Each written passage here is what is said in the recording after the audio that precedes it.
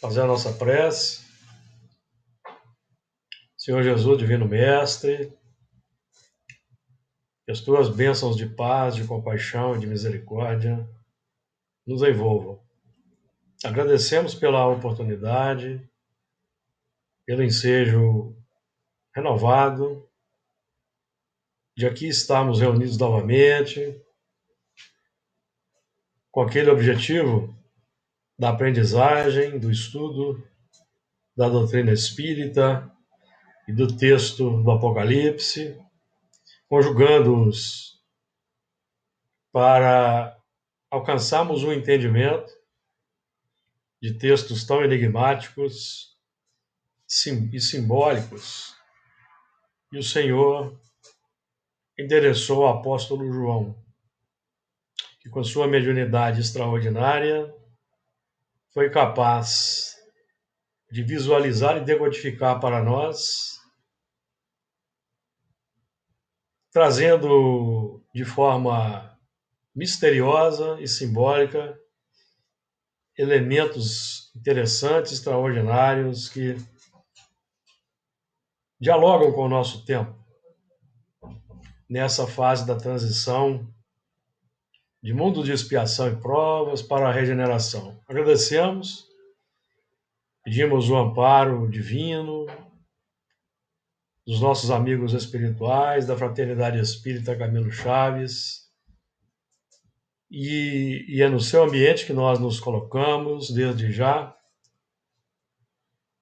favorecendo o tratamento, o acolhimento, a assistência aos irmãos desencarnados que são recolhidos pela caridade fraterna, pela solidariedade humana, no ambiente da fraternidade, para que eles possam refazer-se, reajustar-se na direção de planos mais altos.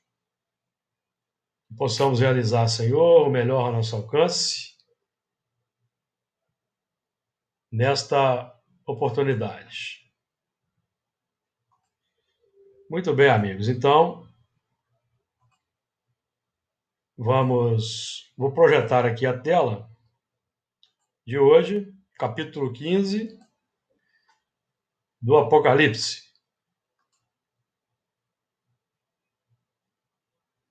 Capítulo 15, que iniciamos hoje, que estamos falando aí de um novo ciclo de progresso que se inicia para nós. Capítulo 15, versículo 1. E vi outro grande e admirável sinal no céu. 7 anjos que tinham as 7 últimas pragas, porque nelas é consumada a ira de Deus. E vi um como um mar de vidro misturado com fogo, e também os que saíram vitoriosos da besta e da sua imagem, e do seu sinal, e do seu número, e do número do seu nome, que estavam junto ao mar de vidro, e tinham as harpas de Deus. E cantavam o cântico de Moisés, servo de Deus, e o cântico do Cordeiro, dizendo: Grandes e maravilhosas são as tuas obras, Senhor Deus Todo-Poderoso. Justos e verdadeiros são os teus caminhos, ó Rei dos santos. Quem te não temerá, ó Senhor, e não magnificará o teu nome? Porque só tu és santo. Por isso todas as nações virão e se prostrarão diante de ti, porque os teus juízos são manifestos. Muito bem, então esse é o nosso próximo desafio, capítulo 15. Já aí tendo em vista que já estamos nos encaminhando para o final do estudo, já que são 22 capítulos, e aqui já passamos da metade, estamos adentrando agora no ciclo que trata da transição e da consequência da transição, que é o mundo regenerado, E é o grande objetivo imediato. Versículo 1 do capítulo 15. E vi outro grande e admirável sinal no céu. 7 anjos que tinham as últimas 7 pragas, porque nelas é consumada a ira de Deus. E vi outro grande e admirável sinal no céu. Nós então vamos nos lembrar que essa é a narrativa do apóstolo João e que nesse momento vislumbra um outro grande e admirável quadro e ele vai então fazer a narrativa para nós. É uma visão mediúnica de quadros mentais futuros, elaborados pelas entidades sob a direção de Jesus. Isso também ocorre conosco quando nós vislumbramos, por exemplo, os quadros da colônia do nosso lar, quando lemos a narrativa de André Luiz, e quando temos também visões mediúnicas, que são mais raras, evidentemente, mas nós, quando lemos, fazemos uma leitura de um livro como o Nosso Lar, nós estamos vendo quadros mentais futuros. Embora sejam concretizados, sejam concretos no mundo espiritual, eles ainda são para nós quadros maravilhosos que ainda não condizem com a realidade. Nosso lar define, até onde nós podemos entender, o que nós vamos passar a ter na Terra regenerada, porque nosso lar é uma colônia de regeneração. Está lá nos lances iniciais da narrativa. E é uma colônia onde o mal, como nós o conhecemos aqui na Terra, não tem lugar. Embora o mal emocional, sentimental, esteja presente nas criaturas que lá estagiam, certo? Os problemas emocionais, as paixões, os problemas psíquicos representam o mal que é tratado sem expiações numa colônia de regeneração, assim como será no mundo de regeneração. Certo, Luiz? Pode falar. Não, é isso que eu ia perguntar. Essas colônias, elas podem servir como, não é um embrião não, mas uma escola preparatória para o retorno aqui na Terra, quando ela já estiver assim, caminhando para esse mundo de regeneração? Porque nós vamos estagiar numa colônia de regeneração para ver o que é regeneração, o que representa a regeneração, inclusive no plano social, para buscarmos a concretização aqui na Terra. Acostumar a mente, né, com aquele... E é por isso que Santo Agostinho define que o mundo regeneração é mundo ditoso. Nós espíritas, quando lemos esse texto de Santo Agostinho, a qual tem feito referência, nos passa despercebido esse detalhe. Ou nós aqui temos mais autoridade que tem Santo Agostinho? Porque muita gente lê e depois traça comentários na pauta do interesse pessoal ou na pauta da dificuldade em entender o assunto, ou até na má vontade em querer se engajar em dinâmicas operacionais mais voltadas para o plano social, em função do misticismo que ainda vigora, e distorcem as falas dos espíritos. Mas eu fico com Santo Agostinho. Entre Santo Agostinho e a enxurrada de opiniões aí de sábios espíritas, eu fico com Santo Agostinho. Certo, amigos? Então, por quê? Porque nós não podemos. Nós temos que ter em mente que essa fala de Santo Agostinho para nós lutarmos para que o mundo se encaminhe para isso. E não nos conformarmos com este mundo. Quem foi que disse isso? Não vos conformeis com este mundo. É Paulo, né? Paulo. Então nós não podemos observar o que vemos e nos conformarmos. Devemos estar inconformados, positivamente falando, para lutar por um mundo melhor. Até porque a desigualdade social que está aí não é obra divina, é obra do homem. Mas esse assunto incomoda muita gente ainda. Porque falar de desigualdade social no Brasil, somente no Brasil hoje, mesmo no meio espírita, é assunto que toca no comunismo, que nem existe mais. Onde existe comunismo no mundo hoje? Pergunto a vocês. Não existe. Não existe sistema político comunista no mundo, a não ser na Coreia, entre aspas, na Coreia do Norte. Porque no resto do mundo, o que está se caminhando para uma fusão em torno da social-democracia. Então é isso que nós vamos observando. Então, as pessoas que teimam ainda insistir nesse rótulo de comunista, elas estão defasadas. Precisam observar os quadros. Certo, amigos? Passou. Emmanuel, por exemplo, chama nossa atenção tanto no livro Emmanuel quanto no A Caminho da Luz para o socialismo cristão, que também é uma palavra que incomoda. É uma palavra que incomoda.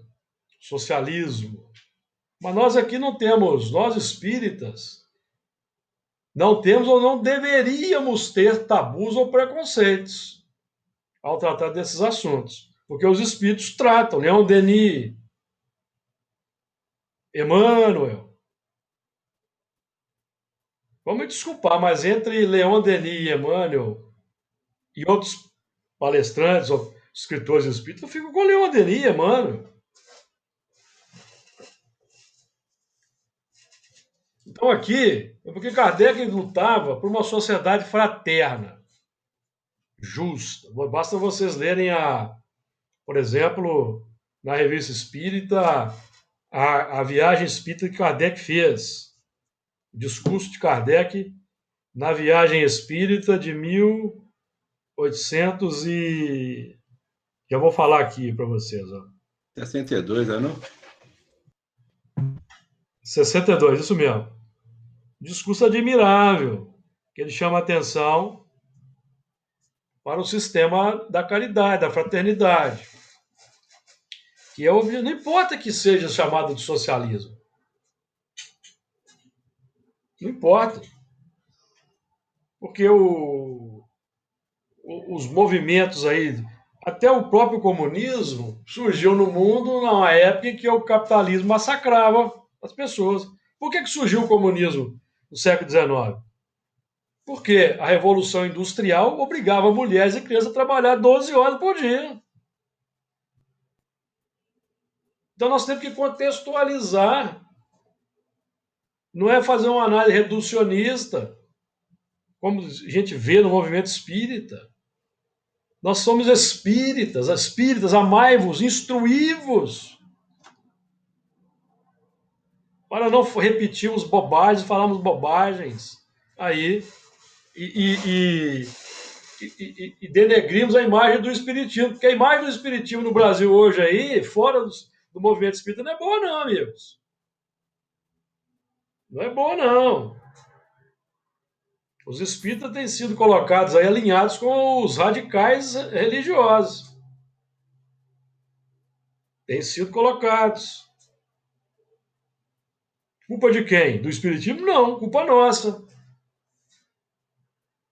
Que vamos nos alinhando com. Aliás, Kardec chama atenção, o Beto até ressaltou isso no Apocalipse sábado.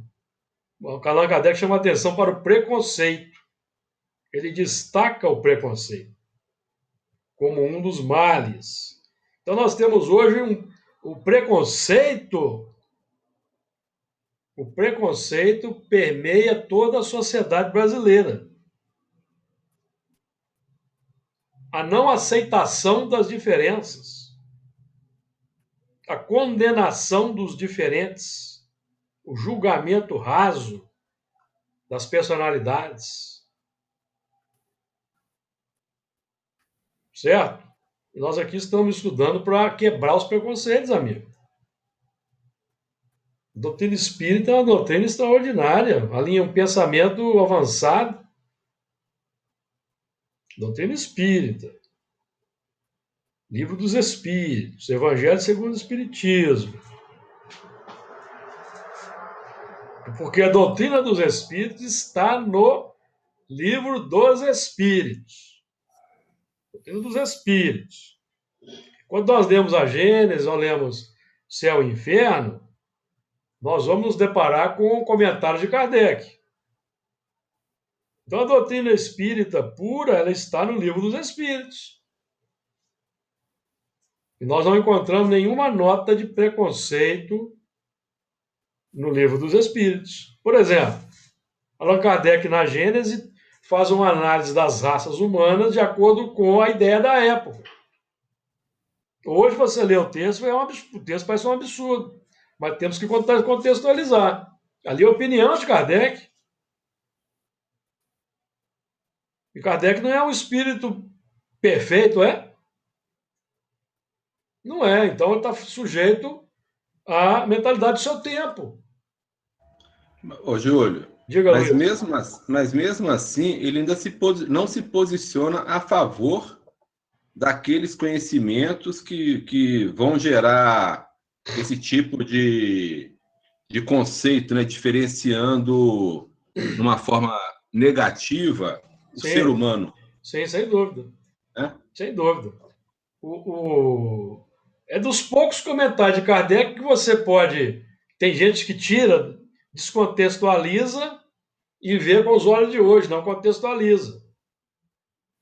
Qual era a doutrina científica da época? A teoria era essa. Teoria.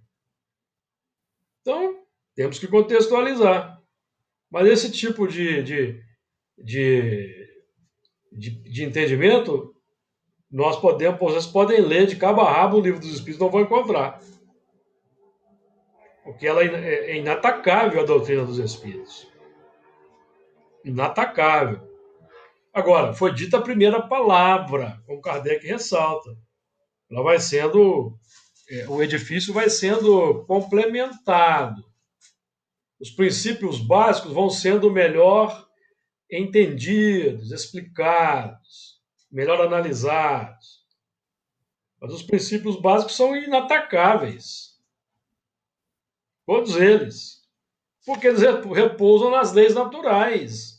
Embora a ciência ainda não admita esses princípios básicos como leis naturais, mas nós que temos estudado do ponto de vista mais aprofundado, já percebemos que são leis naturais, que a ciência ainda vai descobrir.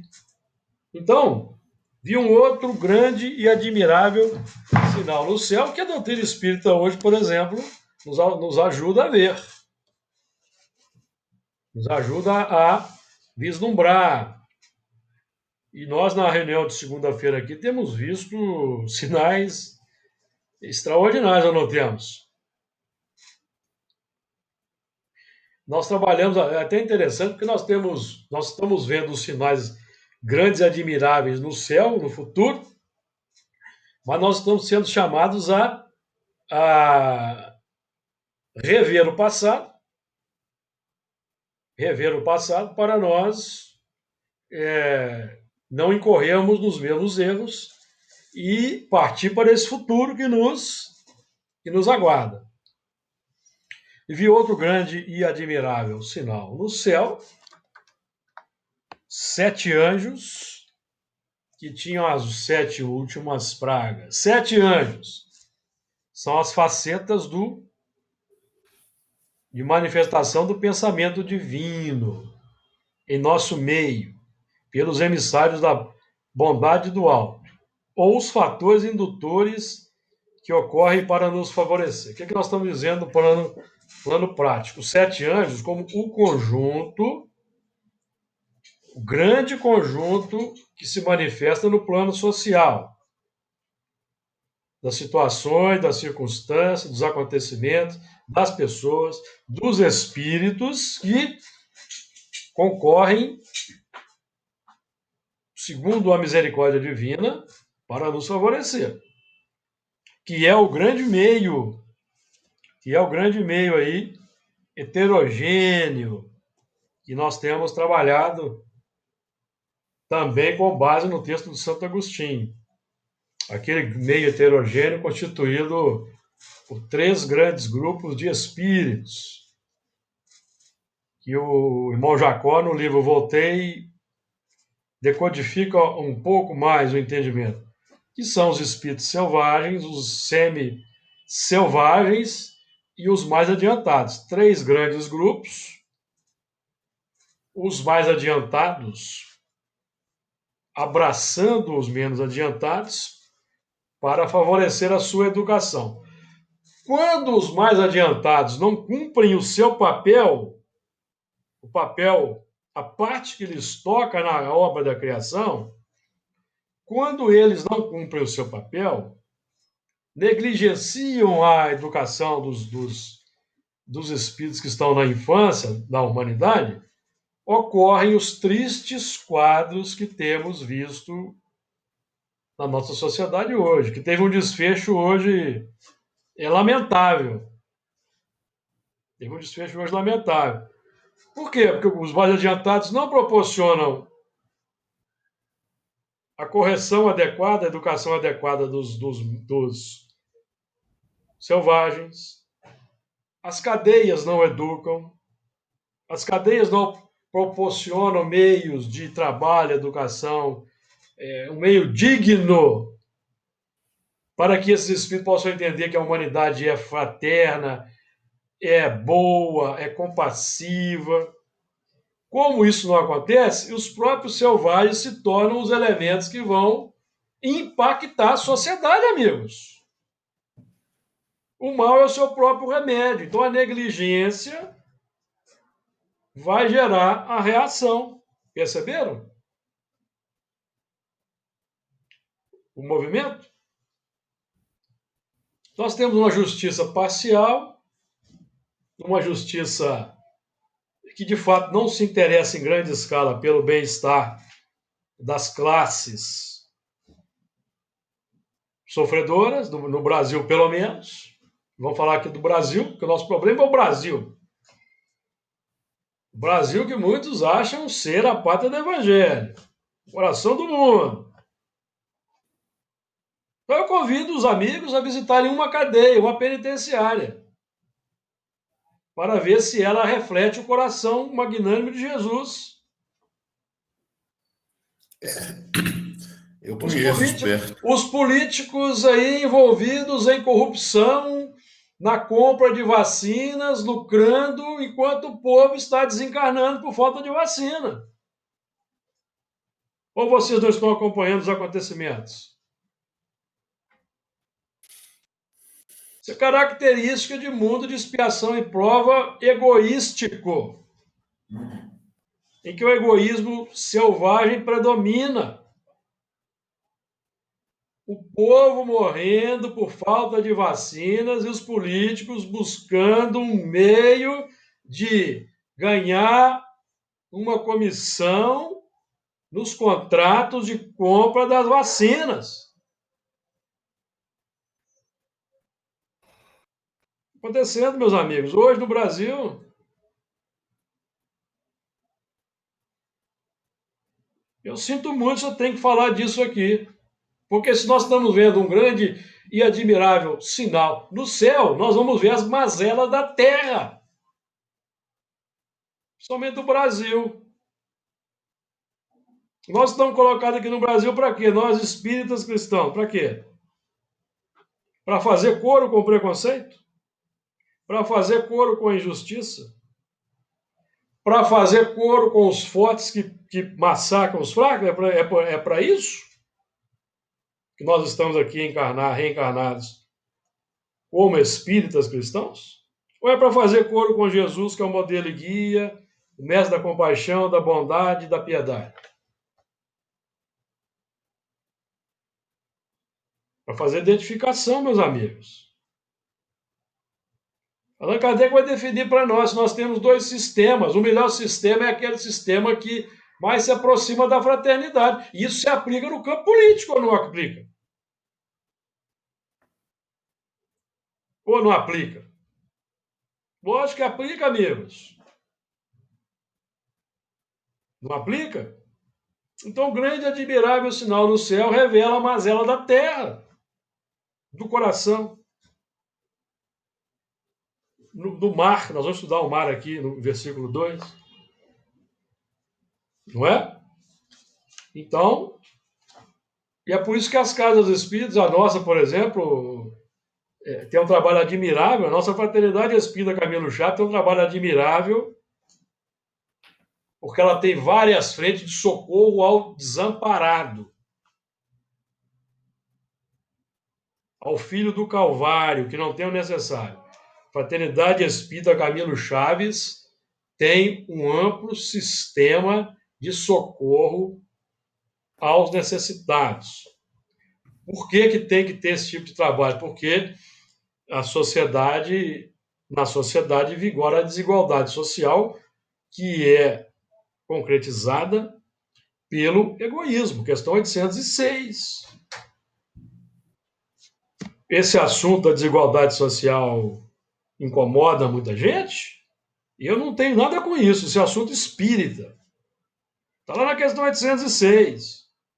Eu repito aqui com veemência.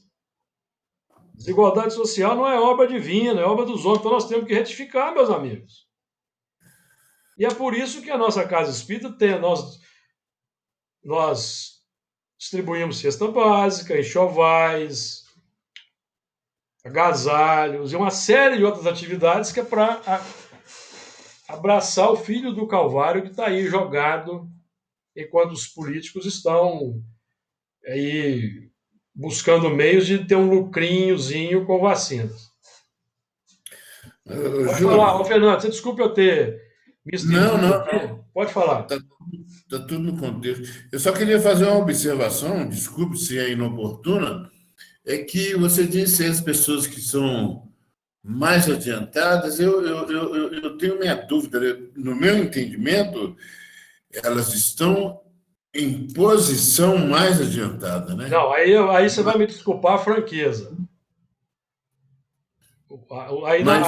Aí nós não temos entendimento, nós temos a palavra de Santo Agostinho, os mais adiantados. Porque não, os elementos intelectualmente, os elementos que têm mais recurso intelectual, Fernando, são mais adiantados em relação ao selvagem. Sim, mas eles estão em posição mais adiantada intelectualmente. Não, mas é isso que nós estamos falando, eles são mais adiantados, Santo Agostinho. Moralmente, não. São... Até moralmente estão, porque eles sabem distinguir o bem do mal. Eles conhecem a compaixão e conhecem a impiedade. Então, eles optam pela impiedade. São movidos pelo egoísmo.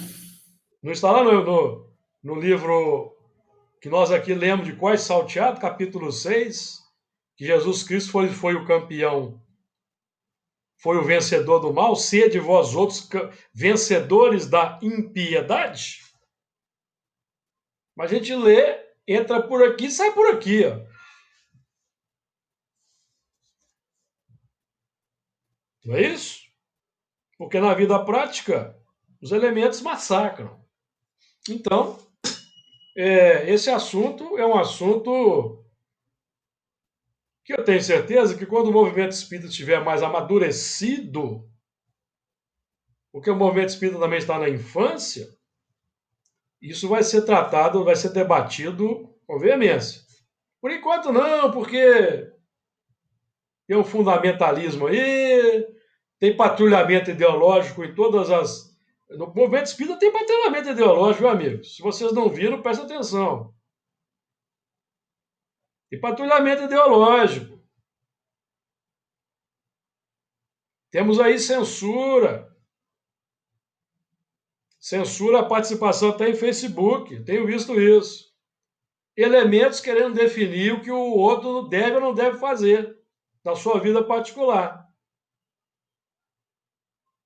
Vida particular, amigos, é do foro íntimo de cada um. O Facebook, o Twitter, o WhatsApp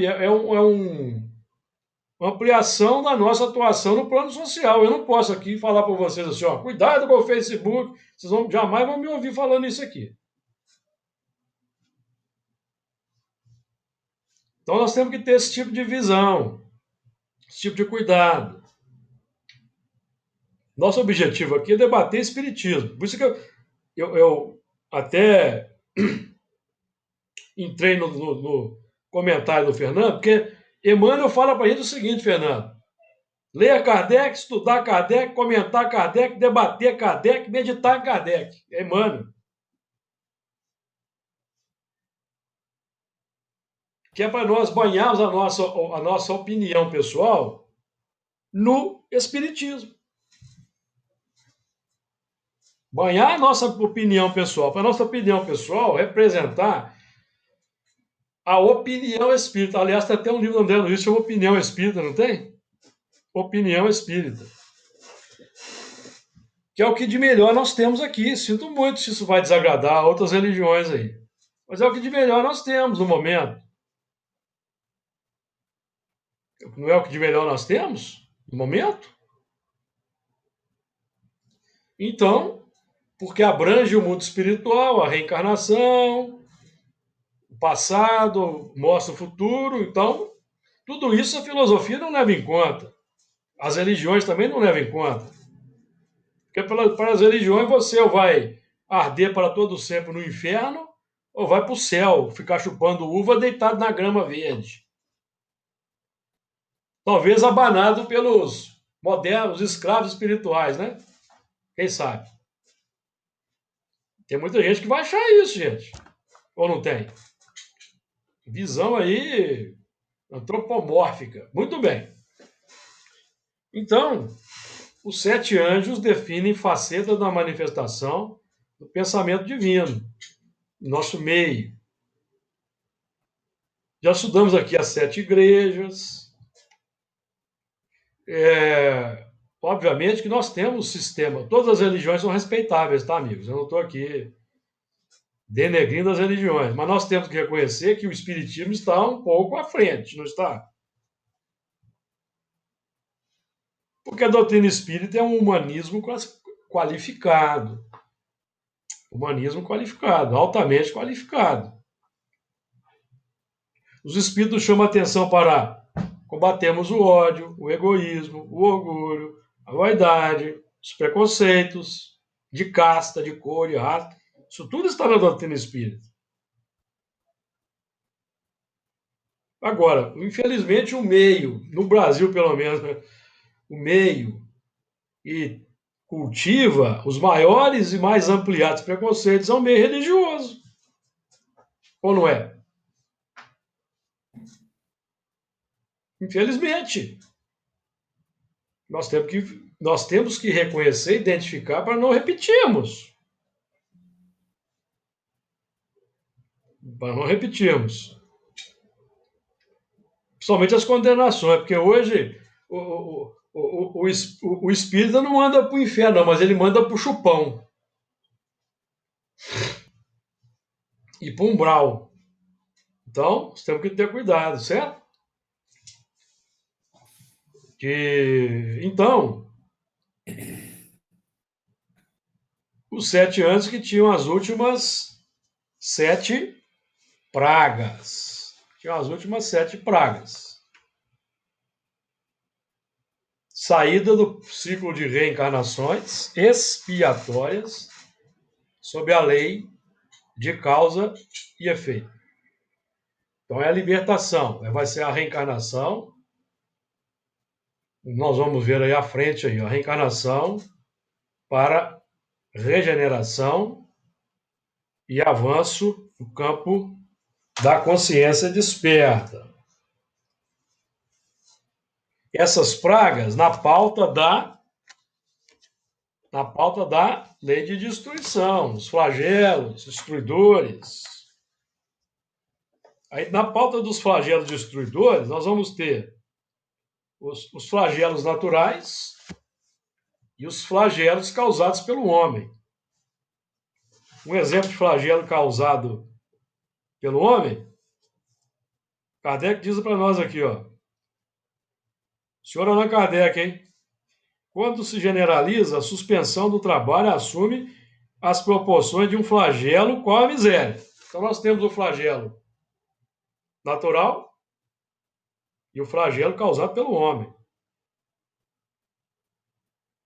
que engendrou a desigualdade social, que engendrou o massacre do fraco pelo forte. E aqui, amigos, eu estou usando palavras de Kardec e dos espíritos. Eu não estou aqui expressando opinião pessoal minha, não. Eu estou buscando me assenhorear da opinião dos espíritos. Então, falo aqui de Kardec, falo dos espíritos. De acordo? E eu faço as citações que é para ficar bem claro a fonte que eu estou buscando. Então, Allan Kardec era altamente preocupado com o melhoramento das condições sociais. Preocupava-se com o desemprego e vai por aí. Então, o desemprego é um flagelo que, enquanto houver egoísmo no nosso coração, vai haver desemprego. Vai haver aí, inclusive, os sofismas que buscam mascarar essas situações. Hoje tem um sofisma lindo chamado meritocracia, que é a muleta que os egoístas encontram para não fazer nada e não ajudar o povo. 7 anos que tinham as 7 últimas pragas, porque nelas é consumada a ira de Deus. Então, essa consumação aí é a saída do regime da videira, do sacrifício, e a entrada no plano da regeneração, consequentemente, da felicidade.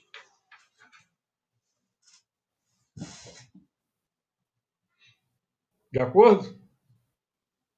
Porque nelas é consumada a ira de Deus. Então, é a saída do plano que define ali o cumprimento do dever e a entrada no plano do amor ao dever. Ô, Júlio. Fala, Luiz. Não sei se você vai abordar mais para frente, mas é interessante isso, assim que começou a ler, essa fala em pragas no final do Apocalipse, né? E a própria Bíblia, o primeiro livro, também tem pragas, né? Como se fosse realmente um fechamento das coisas, né? Exatamente. São as 7 últimas pragas. Então, por exemplo, nós podemos trabalhar até com aquele conceito do Santo Agostinho, na definição dele de mundos regeneradores, que são aqueles mundos em que o espírito penitente encontra a calma e o repouso, acaba de se depurar. Então, quando o espírito, para dar um exemplo claro e bem prático, quando o espírito é recolhido das regiões umbralinas e levado para a corona de nosso lar, que não se pergunta a origem nem nada daquele espírito, ele vai se encontrar a calma e o repouso para acabar de se depurar. Estou me utilizando aqui do símbolo, certo? Ou não vai? O plano exterior vai favorecer completamente o reajustamento dele. Então tem lá a enfermaria, tem a cama confortável, ele vai ter um alojamento confortável, lhe serão oferecidos os recursos terapêuticos, os cursos, os trabalhos. Não tem limitação de vaga, tem? Vocês já encontraram alguma limitação de vaga lá? Fila para poder engajar num trabalho de assistência. Já encontraram isso? Ah, toma aqui a senha porque vai abrir uma vaga daqui a não sei quanto tempo. Já encontraram isso lá? Nosso lá? É um mundo de regeneração, amigos. Porque aqui no Brasil, para vocês terem uma ideia do contraste, no Brasil não, no mundo, principalmente no Brasil, que é a metamorfose ambulante, o paradoxo, o sistema neoliberal que é adotado aqui no Brasil, ele prega na sua doutrina que precisa haver menos postos de trabalho e mais pessoas procurando trabalho para que os salários sejam mais baixos. Doutrina neoliberal. Ô, Júlio, Fala aí, Luiz. você falou no nosso lar realmente a gente pode falar uma verdadeira meritocracia, né? Sim. Porque você tem todos recebendo as oportunidades, Sim. né? Então é dado a todos a oportunidade. Aquele que souber aproveitar melhor a chance terá mais recursos. exatamente. Porque o básico para o elemento ter uma vida digna, ele tem. Se ele quiser ser mais diligente, mais esforçado, ele vai ter mais. Mas se ele não quiser, ele vai ter o necessário para ter uma vida digna. Esse é um mundo de regeneração, amigos. Isso é mundo. Para muita gente, isso é mundo comunista. Ou não é? Mundo de regeneração. Mundo de regeneração. Nem a China hoje é mais comunista, amigo. A China é o país que tem o maior número de bilionários do mundo hoje, sabiam? O maior número de bilionários está na China. Então, vamos esquecer essa neurose que existe com o comunismo aí, que já passou, amigos. Já passou. Tem gente que está parada lá em 64, ou não tem? Parou lá. Inclusive, gente nova que estava lá, reencarnou, está aí com 20 e poucos anos, continua parada em 64. Se é que vocês estão me entendendo, porque a turma já reencarnou. Muito bem. Vamos lá. Quem mais quer falar alguma coisa aí? Antes de eu passar para o segundo versículo.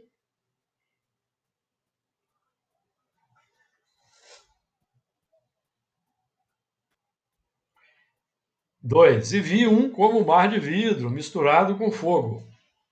E também os que saíram vitoriosos da besta e da sua imagem, e do seu sinal, e do número do seu nome, que estavam junto ao mar de vidro e tinham as harpas de Deus.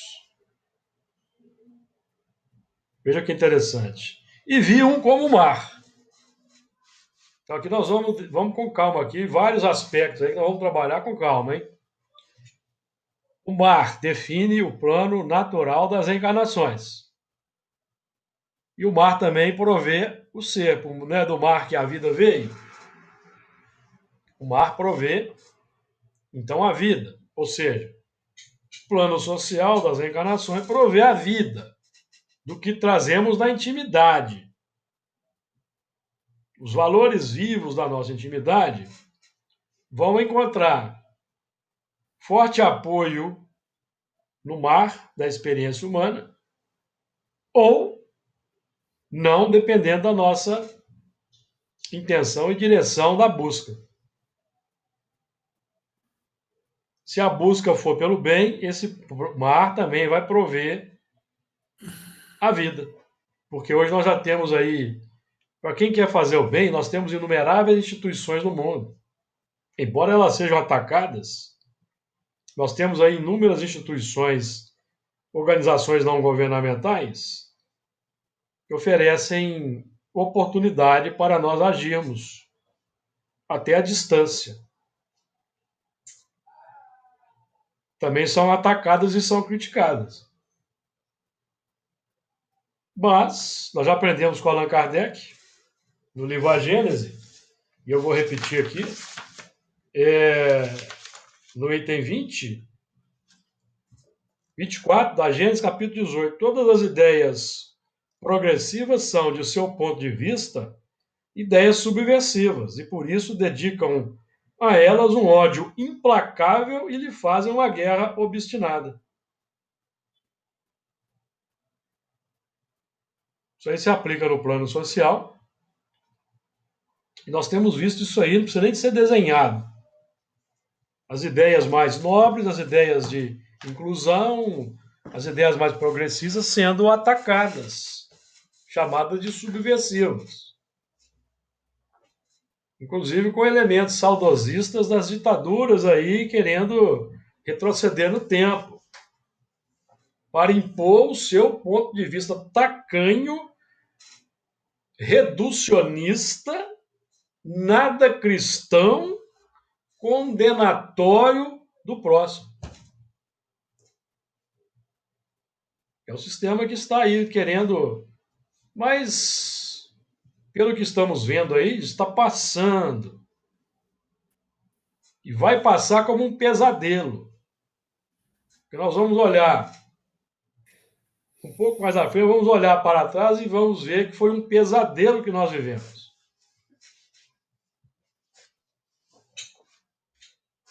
Promovido pelo ódio. Promovido pelo ódio. Porque quando nós não combatemos o ódio, está lá na questão 171 do Livro dos Espíritos. Quando nós não combatemos o ódio, o que acontece?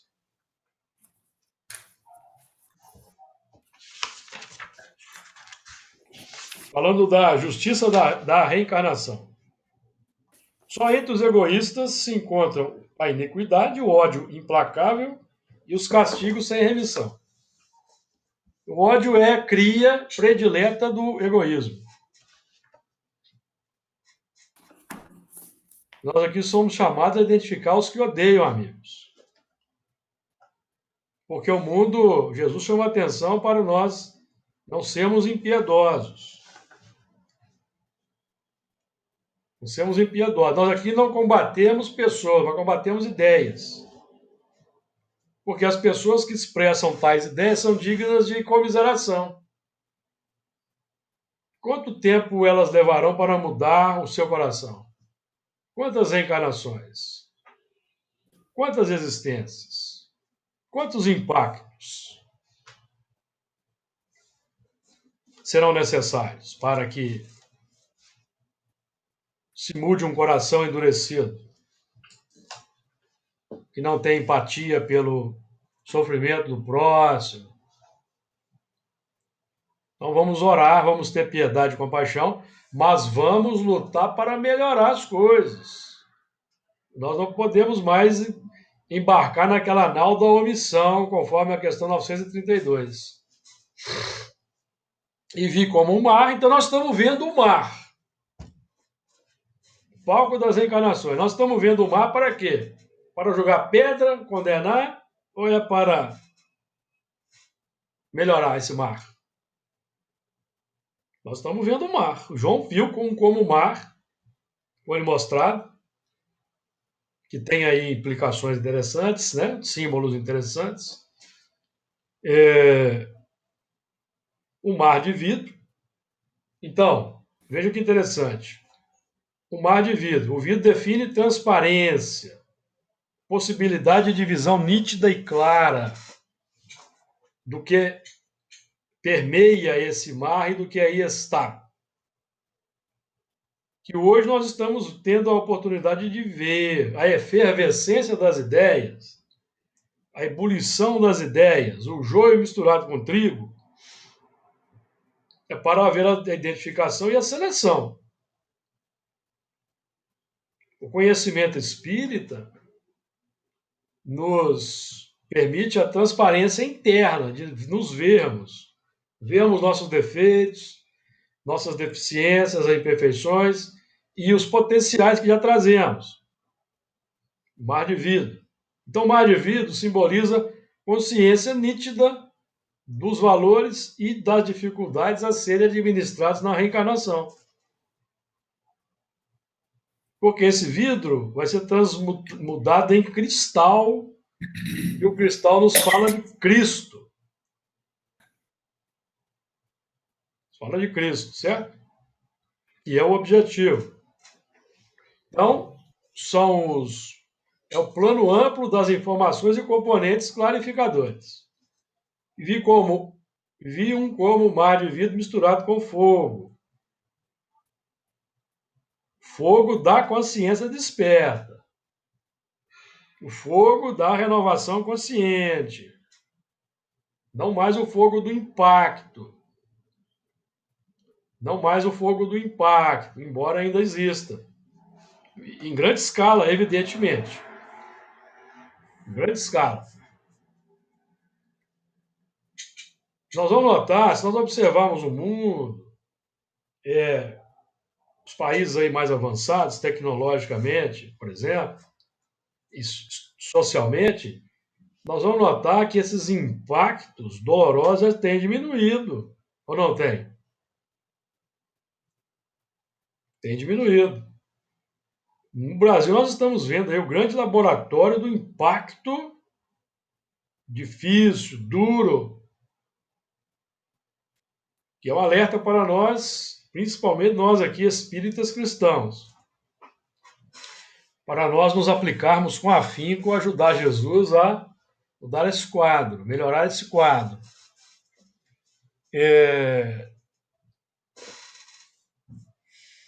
Então, enquanto esse plano aí do vidro misturado com fogo, que a consciência desperta, define que é a reencarnação dentro da qual a consciência para a reeducação. Nós aqui estamos sendo chamados para a nossa reeducação. Porque o conhecimento projeta a visão clara do que precisa ser implementado para a nossa reeducação e radiação para a indução adequada do próximo. Isso aqui é muito interessante, porque o conhecimento projeta a visão clara, que é o sinal no céu. O conhecimento, amigos, é o sinal no céu. Vi um grande e admirável sinal no céu. Fora da caridade não há salvação. Amar ao próximo como a si mesmo. Grande e admirável sinal no céu. Que precisa descer do céu para a terra.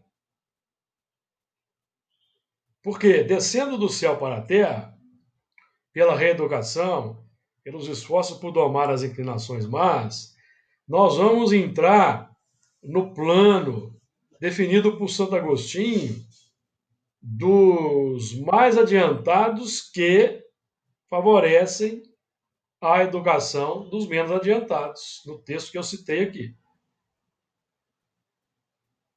Pela indução adequada. Quando falamos de indução, nós estamos falando de exemplo. Porque o exemplo arrasta, não aprendemos isso? Ele é um fator de indução positiva. Porque nós temos aí no mundo os fatores de indução negativa, temos os falsos profetas, que são os que conhecem o evangelho, mas pregam ódio, praticam desamor, temos que identificá-los, não é? Temos que identificá-los. E até uma fala bem interessante de Allan Kardec sobre esse assunto, que eu quero repetir para vocês, que eu recebi aqui. Deixa eu achar aqui.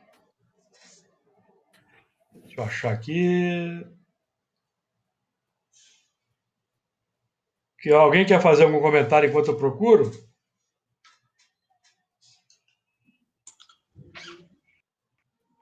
Quando você falou de consciência, eu fico lembrando do tempo que nós demoramos para ter consciência até que nós somos espíritos e não corpos, né? Sim, sem dúvida. Temporariamente com uma alma. Nós somos o contrário, nós somos espíritos temporariamente com um corpo. E tentar viver, pensar dessa forma, né? Eu fiquei lembrando, eu estava até procurando aqui um texto, acho que é do Emmanuel, quando ele fala do berço, que nasce, aí você vive todo aquele apego, né?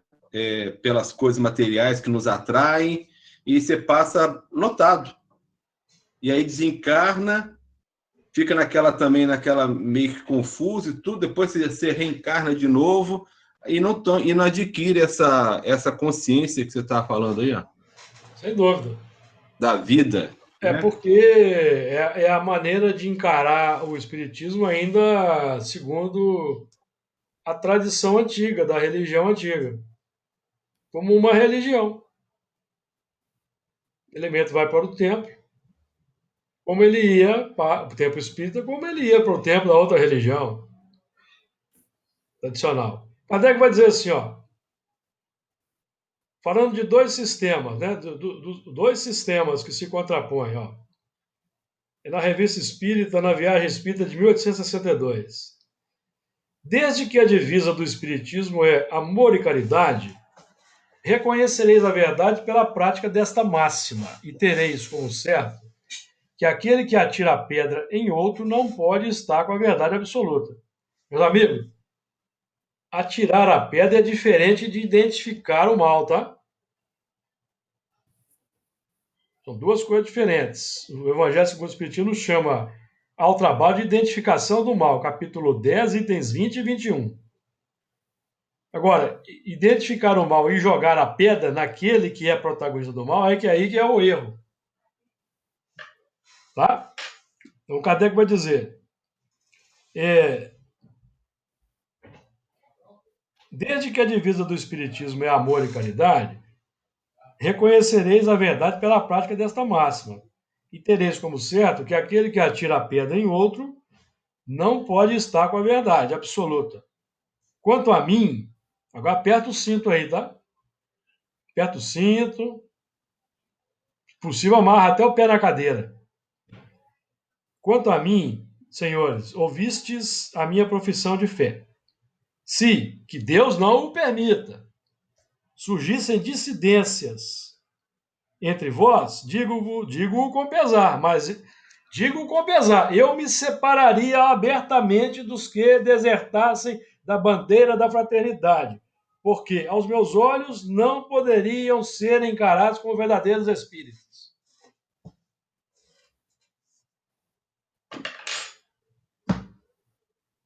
Certo, amigos? Então nós temos que deixar aí de um certo. Tem um certo pudor, que não pode se falar isso, não pode se falar aquilo, e não sei o quê. E aí? Como é que fica agora? Não é? Isso aí, amigos. Então, como nós já estamos com o nosso horário aí bem avançado, nós vamos ficar aí no misturado com fogo. Vamos deixar esse fogo aí queimando os neurônios na nossa cabeça. Legal. Essa fala de Kardec aí que pode ser aplicada a várias questões na vida. E vamos em frente, que Jesus nos abençoe.